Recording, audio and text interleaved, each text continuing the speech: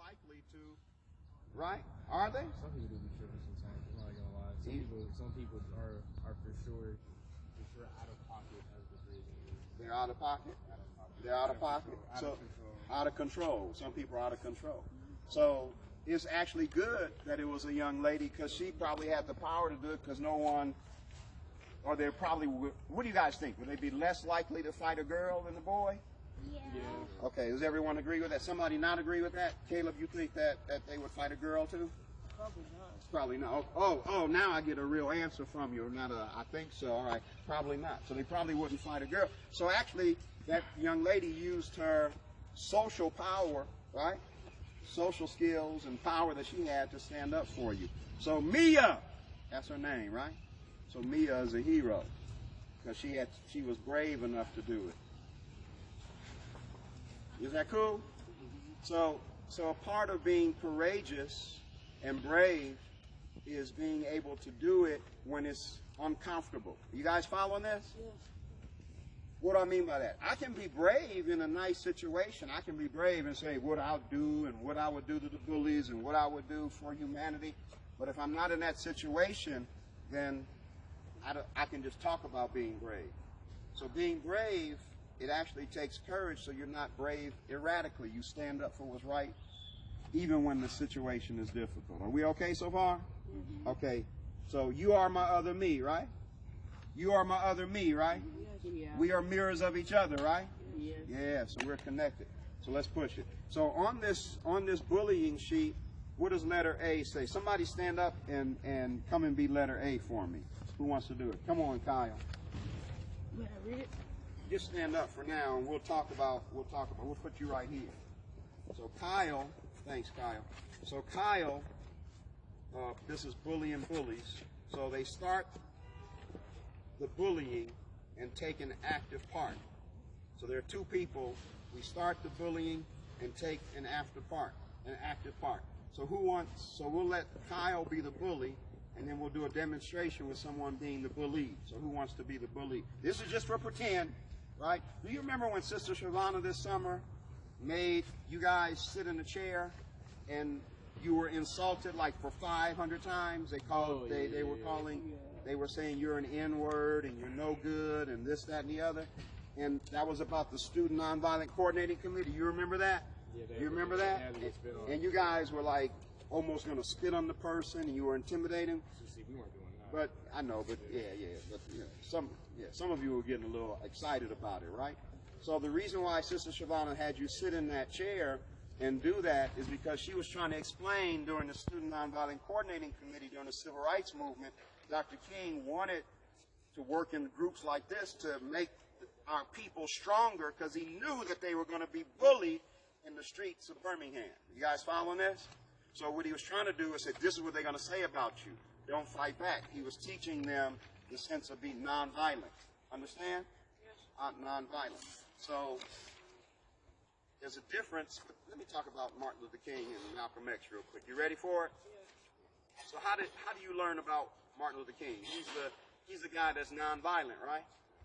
Yes or no? Yes. Hey, was Martin Luther King doing karate on people? Yes or no? Okay, you guys don't know when to laugh. All right, I got to give you like a laugh button. So we never saw Martin Luther King punching people, did we? We didn't see him with a gun, right? He might have had one, but we didn't see him with one, right? Yeah, no? Did we see him with some butcher knives? No? So what did he say? He said no.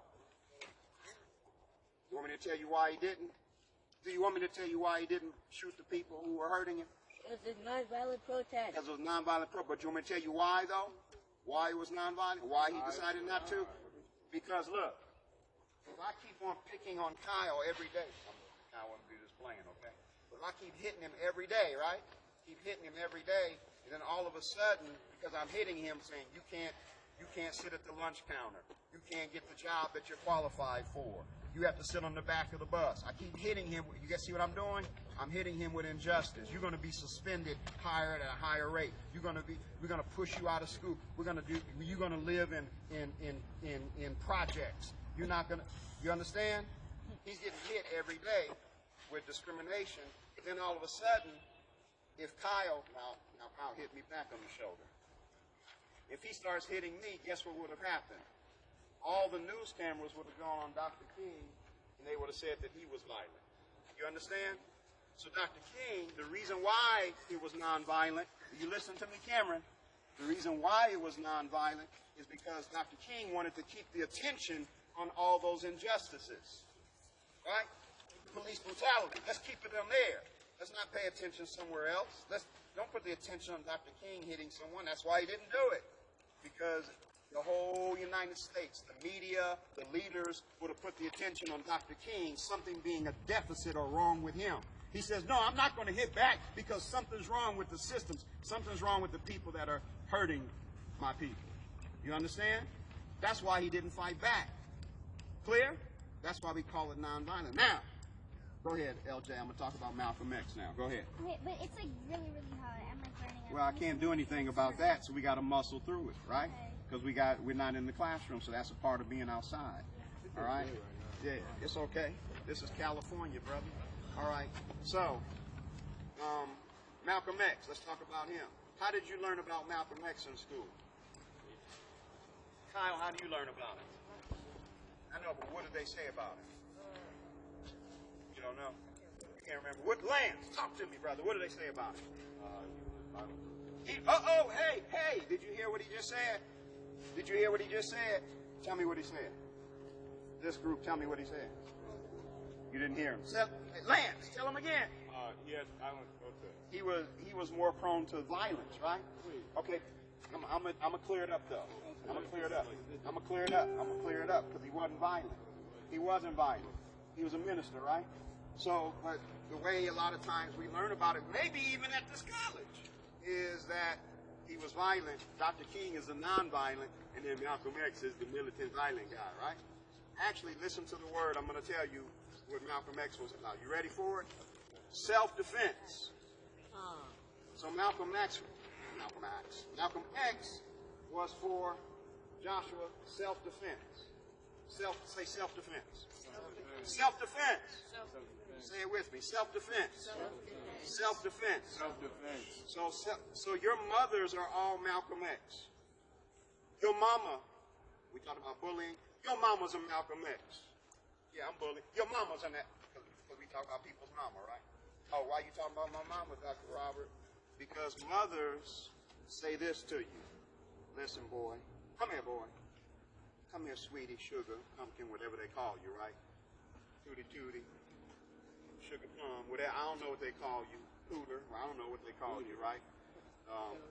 Get your little butt over here. I don't know what they say to you, but it goes like this usually. Listen, don't you hit anybody at that school. Right? Don't they say that? Don't you go, Kyle, don't you go charging no trouble at that school. Don't they say that? That mama say? But then the next sentence, they become Malcolm X. But if If somebody, right? Tell them, AJ. If somebody put their hands on my baby, right? What did they tell you to do? Tell me, AJ, what mama said. She didn't even say, she didn't say it like that. She didn't say it I like know that. your mama, man. She did not say She that. didn't say defend yourself Said, do not let anybody put hands on on my baby, and then if they do, what's going to happen? You're going to hit them back, and if you come home, what's going to happen if she found out you didn't defend yourself? I'm gonna be in trouble. She's going to be in trouble, right? Because she's going to lay on you, right?